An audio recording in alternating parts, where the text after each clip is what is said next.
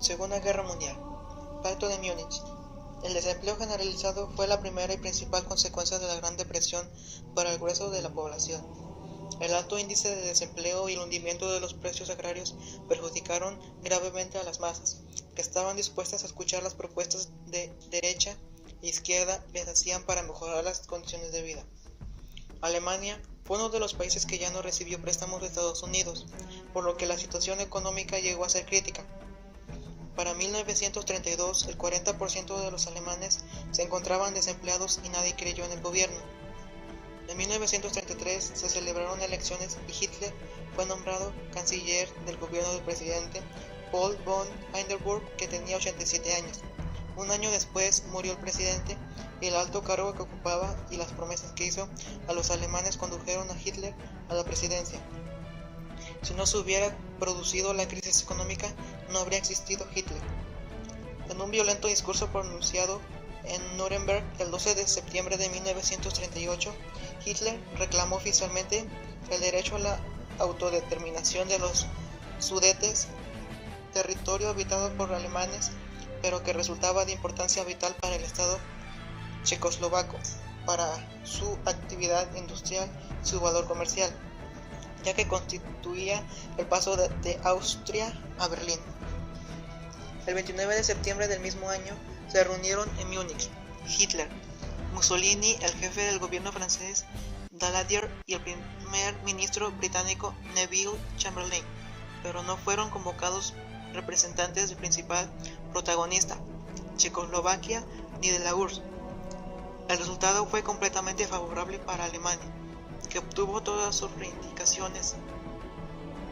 Con la anuencia de las principales potencias europeas, Alemania se incorporó a los Sudetes y una amplia franja al sur de Bohemia y Moravia, y asimismo obtuvo el derecho a consumir una carretera hasta Viena a través de Moravia y un canal que conectara el Oder y Danubio.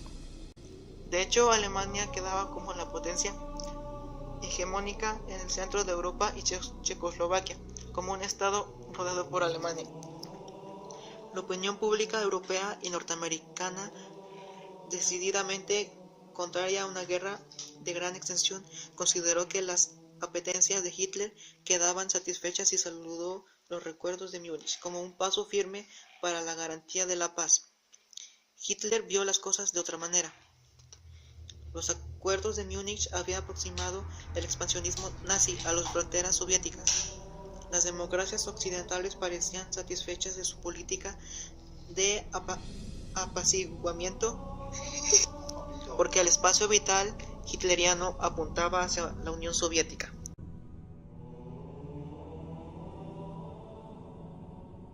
Expansionismo militar alemán. Alemania fue muy vulnerable a la crisis de 1929, lo cual tuvo importantes consecuencias políticas que a corto plazo explican la subida del nazismo al poder. Los primeros efectos de la crisis se hicieron sentir en 1930. El fracaso de las políticas deflacionistas propició la mayor intensidad de la crisis y el aumento masivo del paro.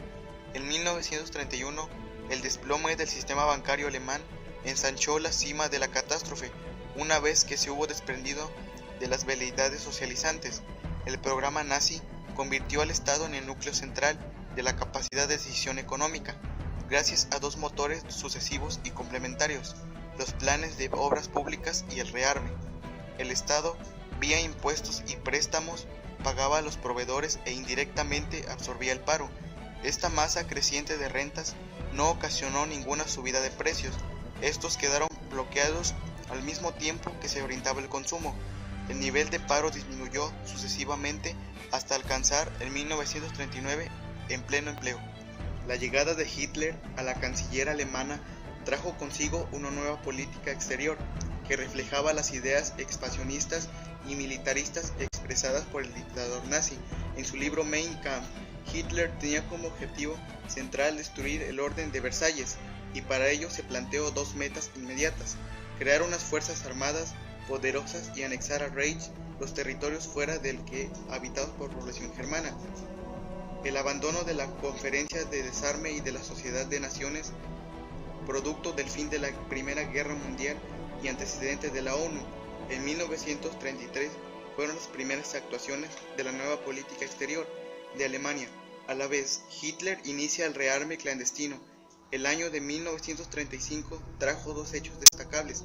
En primer lugar, cumpliendo lo estipulado en el Tratado de Versalles, se celebró un plebiscito en el territorio de Sarre, hasta ese momento administrado y explotado por Francia.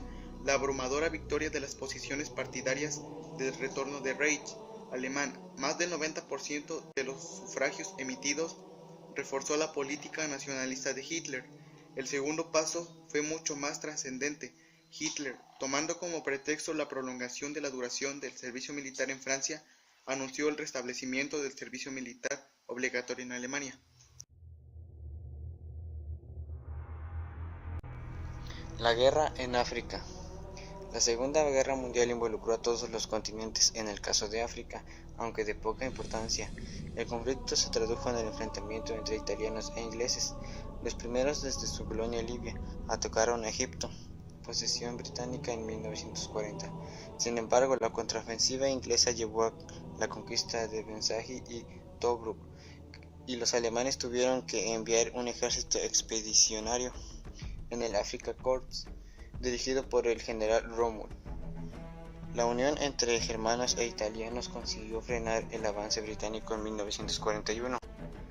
Las razones por las que el eje Berlín-Roma-Tokio se interesó por África fue cerrar el canal de Suez y alcanzar los pozos de petróleo de Arabia y Persia. Con la victoria de Rommel, Hitler pensó que ese hecho permitiría atacar a la URSS por el Cáucaso. Sin embargo, hacia 1942, la guerra cambia de dirección y ese cambio se da precisamente en el norte de África.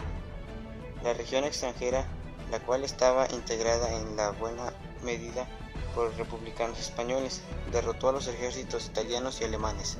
A partir de ese momento, lo que había sido una guerra exitosa para el eje se convertiría en una permanente batalla defensiva que prolongaría 2 años y medio.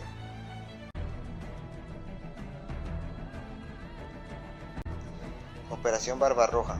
Si bien es cierto que Stalin y Hitler habían firmado en 1939 un pacto de no agresión, el Estado alemán tenía planeada la rápida derrota del Ejército Rojo para avanzar hasta la línea Volga y Arcángel, y desde ahí destruir las reservas e instalaciones de la Rusia asiática. Los alemanes tenían contemplado desarrollar las operaciones en 1940, pero la derrota de Italia en Grecia y el fracaso de la batalla de Inglaterra motivaron a retrasar un año la invasión a territorio soviético.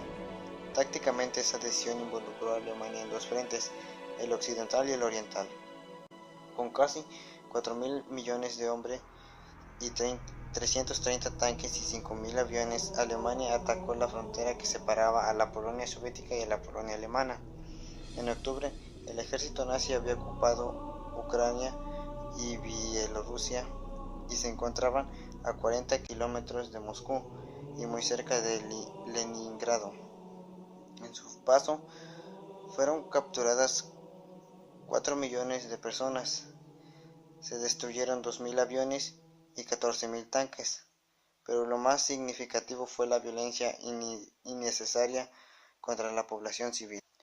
Hubo varios factores que impidieron a los alemanes conquistar a la URSS, errores del ejército nazi, cuyos generales decidieron detenerse periódicamente en su avance y lo hicieron marchando en dos columnas paralelas muy alejadas, lo que evitó el colapso del Ejército Rojo. Estados Unidos de América suministró equipo militar, alimentos, explosivos de alto poder y comunicaciones a la URSS para su defensa.